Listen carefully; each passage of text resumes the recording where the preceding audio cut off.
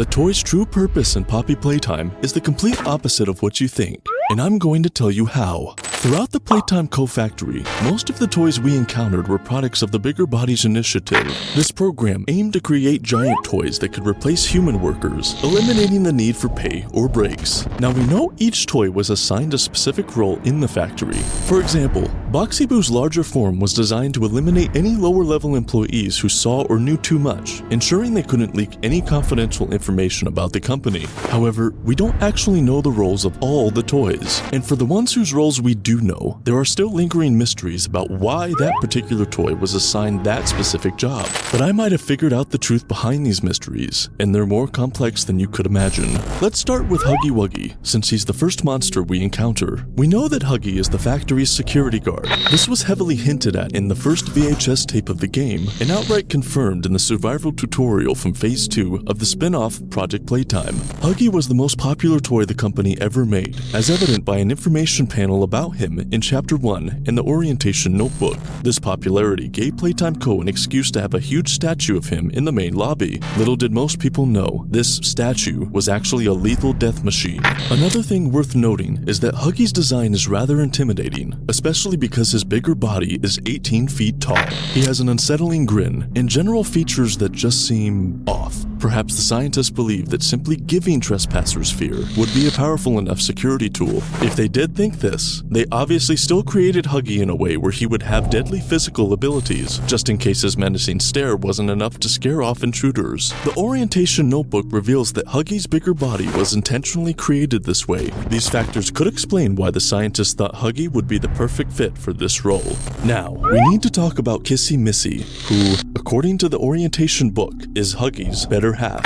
Unlike Huggy, her job role isn't known, as it's never been mentioned in any official material. The likelihood is that her job was to provide emotional support to the orphans. When the kids arrived at the game station, they would partake in some mini-games. These seemingly fun little games were actually tests to evaluate each child's abilities, so the scientists could determine which orphan would be the best fit for a specific toy. Since we played these games throughout Chapter 2, we're well aware that they were terrifying and would probably traumatize children, so this is where Kissy comes into play. She may have stayed in the game station and had the job of comforting any scared children who partook in these games. Her soft and cuddly texture would have been perfect for hugs. For more evidence, there's a cutout of her in this area. However, this idea gets slightly contradicted when considering that Kissy is nowhere to be seen on the main art piece for the game station. So instead, I believe her intended role was to provide emotional support to the kids in the counselor's office at Playcare. In the restricted relocation tape from Mob's YouTube channel, which just so happens to take place right before the Hour of Joy, we can see that Kissy was being transported to Playcare by the train. This supports the theory that her assigned job was meant to take place in that area of the factory. And considering all the evidence, it's very likely that this was Kissy's true role, to help comfort any stressed or upset children. Next, we have Catnap. His bigger body was responsible for breathing out the iconic red gas to put the children to sleep. This gas not only helped the children fall asleep, but also assisted the scientists. While the orphans were fast asleep, a scientist could put on a gas mask and take a child to the lab for testing without anyone noticing, but unfortunately, this gas sometimes caused adverse side effects. We hear from a Chapter 3 VHS tape that the child who would eventually become Mommy Longlegs once suffered a horrifying nightmare after inhaling it. A document from the Chapter 3 ARG also shows that when Catnap was first introduced into Playcare, many kids burst into tears out of fear. This raises an important question. Why did they specifically choose Catnap for this role? Even one of the factory's executives feared the children would be terrified of him. So there must have been a compelling reason for assigning this job to Catnap in particular. Cats are often associated with calmness and comfort when they're not scratching things. They tend to be quite docile and charming animals. So maybe this is what the scientists were thinking when choosing Catnap for this role. Although the plan didn't go well initially, the kids eventually warmed up to him, so perhaps it wasn't such a bad idea after all. But apart from this, here's an even more probable theory. The scientists might have given Catnap this job to align with the Smiling Critters cartoon. The orientation book tells us these cartoon episodes aired throughout the summer of 1989, implying they were probably developed around that same year. In these episodes, Catnap always put his friends to sleep by gassing the room, which freaked out the viewers. The same ARG document we mentioned earlier reveals when Catnap's bigger body came into fruition. This cross-department report was written on February 20th, 1991, 1991, stating that Catnap's procedure took place 3 months earlier, meaning he was created in late 1990, a year after the cartoon show. Now, logically speaking, they likely wanted Catnap to be putting the kids to sleep in real life, matching the fictional cartoon. So overall, this theory seems very plausible. Now let's move on to Mommy Longlegs, the main antagonist of Chapter 2. She's a special case since her bigger body was created even before she became a marketable toy. Originally, she was designed to test Playtime Co.'s newly acquired elastic plastic.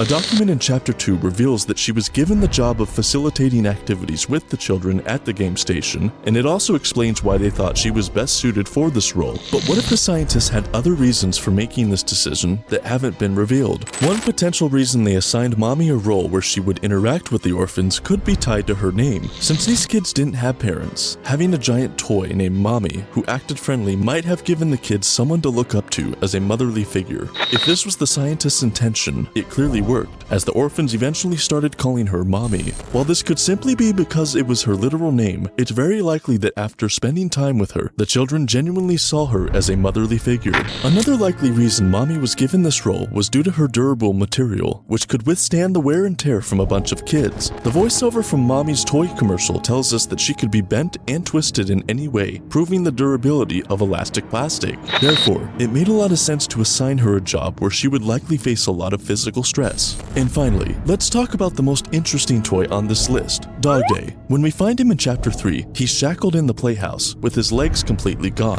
He explains that Catnap did this to him because DogDay and the other critters had tried to resist the prototype's control. This was the cruel fate any heretics would meet. However, when he was originally created by the scientists, he must have had some sort of purpose. And legs, of course. But as for the duties he was assigned, we don't know for sure what they were. But I've thought of a couple possibilities. The first possibility is that he oversaw the behavior of other toys to ensure they followed all the rules. Playtime Co. was very serious about their protocols, as proven in the factory's employee safety video. So why wouldn't they create a bigger body toy to make sure all the other toys never stepped out of line? This idea is certainly possible, but there's really not much evidence to support it. So let's move on to a more likely theory. Similar to what we theorized about Kissy, DogDay may have been created to provide emotional support, but for the workers instead of the kids. The building is equipped with porta lounges, which also serve as hiding spots in Project Playtime. These little boxes were made so employees could take mental health breaks. However, knowing the true nature of Playtime Co., they probably didn't invent these out of genuine concern for their employees' well-being. Instead, the true reason was likely just so the workers could put more focus and effort into their jobs, which a mental health retreat place would definitely help with. They may have had similar intentions when creating DogDay. DogDay was given a voice box,